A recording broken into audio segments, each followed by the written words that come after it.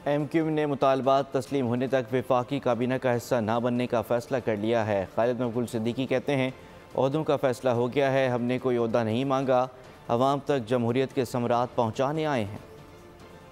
नई हुकूमत में हिस्सा ना मिला, MQM का अपोजिशन बेंचों पर बैठने का फैसला। जराए का बताना है कि नून लीग ने मुत्तहदा को एक वजारत की ऑफर दी। MQM पाकिस्तान ने हुकूमत में 4 वजारतों का मुतालबा किया था। खालिद मकबूल सिद्दीकी कहते हैं, MQM वजारतों के लिए नहीं आई, अवाम की खिदमत करने आए हैं। तो MQM इस दफा गवर्नरशिप के लिए, वजारतों के लिए ही आई है। हम जिम्मेदारी लेके आए हैं पाकिस्तान की 23 करोड़ आवाम के लिए कि उनको उनका हक दिलाने के लिए, जमहूरियत के सम्राट उनकी दहलीज तक पहुंचाने के लिए। रहनुमा MQM ने मजीद कहा कि 75 साल कबल जो मंजरनामा था वही आज है। ऐसी जमहूरियत जिसके सम्राट अवाम तक न पहुँचे बेमानी है। पाकिस्तान के 23 करोड़ अवाम को हुकूक देना होंगे।